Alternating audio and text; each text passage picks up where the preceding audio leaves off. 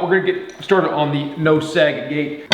This hardware comes from a kit off Amazon. There'll be a link in the description. I'm a huge fan of this stuff. There's 4 or 5 different companies that make different versions of this. The one I have here is a double gate, so it will be 2 3-footers, make a 6-foot opening. The reason I like these so much is because they have the hinges welded directly to the hardware. This prevents one of the problems with gates over time as they sag, is the screws in the back of the boards will actually pull out over time. This prevents that. You have a lot more connection and a lot more sturdy bracket to work with. So with that being said, we need to go get all of our 2x4s cut. We are using pressure treated 2x4s.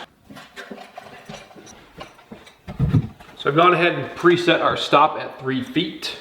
Make sure you pull your tag and make sure your staples aren't sticking out like more than they need to be.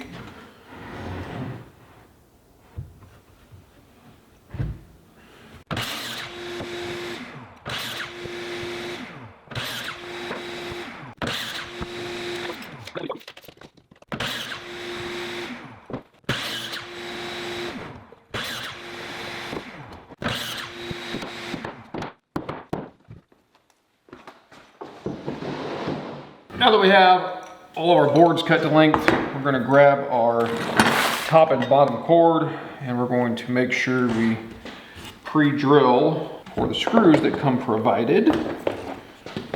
The way that the screws go, and if you don't pre-drill, you'll end up having problems. So make sure you take the time to go ahead and pre-drill.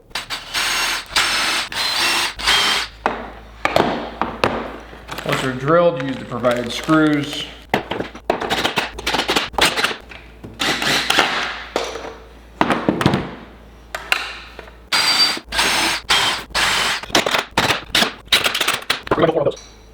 Bracket, top, and then we'll do the bottom cord will look like that. So we'll build 4 of those and I'll bring you back when I put them together. Attach the top boards. Now we're going to go ahead and pre-drill the right side.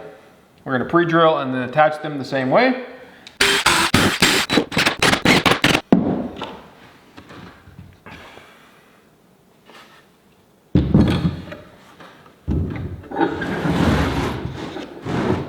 On the hinge side, it's a little snug to get in between the hinges, but they do fit.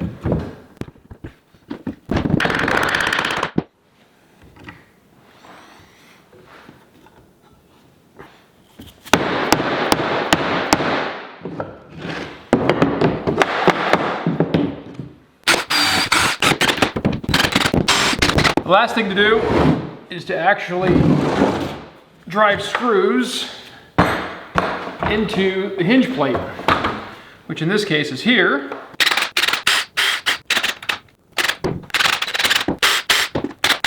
So now that we have that assembled, I'll go ahead and put the other one together. We'll get these out to, well, my mother-in-law's place and get them installed where they belong. This is where the new gate is gonna go. The one side will be on this post here, the other side will be 6 feet away. So the first thing we gotta do is pull this gate back out of the way, or this fence back out of the way, put a hole in the ground and put the 4x4 in. So we're gonna do that real quick.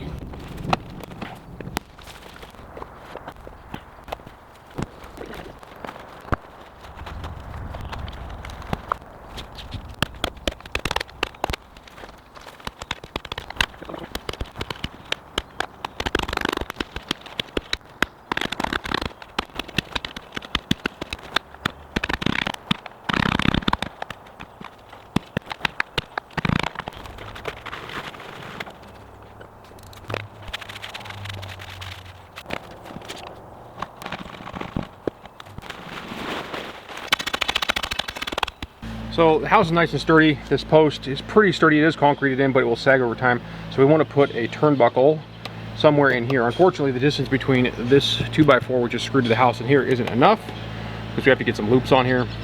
So I'm going to go ahead and anchor it directly to the house.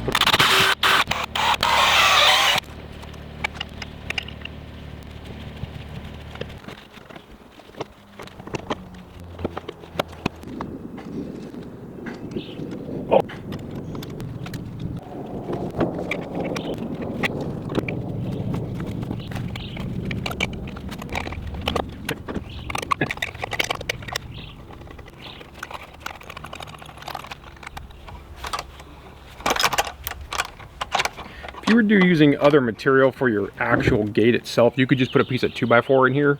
On a distance this close, a piece of 2x4, if you were using like cedar or something, would be acceptable. But in this case, we're using some green squared metal lath fencing, and it really wouldn't provide the rigidity we were looking for, which is why we're using this turnbuckle here. Also, in this instance, gives us the ability to pull the post back level, which is perfectly level. And it definitely won't sag over time. So on this side here, this is the other post that will support the gate. We also need to put the anchors in and then put a piece of wire with the turnbuckle in. So we're going to spin these anchors in real quick.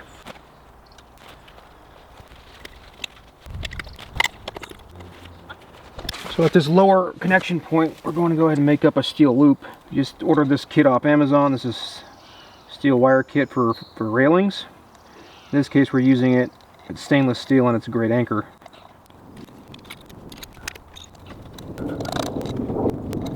When you do these, you can just use a pair of crimps. Your cut end, you want to suck back just so it's flush with the ferrule, and just ever so slightly crimp that side so it doesn't move. You can get your wire protector in place and you can pull it tight. We use our cutters to crimp, not to cut, but to crimp. You do make a tool for this, but for how often you probably end up doing it, it's not worth buying it. There's our first anchor. Now we're going to come up to the top and build our other one. So in this instance, we want to extend our turnbuckle almost as far out as it will go, so that we have the most pull over time.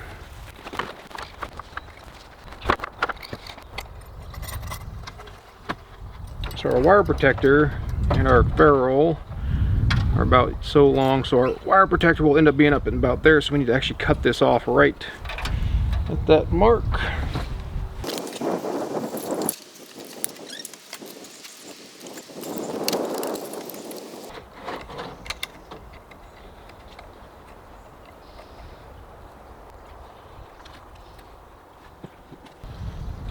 Okay, so we've got our wire installed nice and tight. It's going to lock our post in place so when our gate hangs off of this other side, it won't sag over time.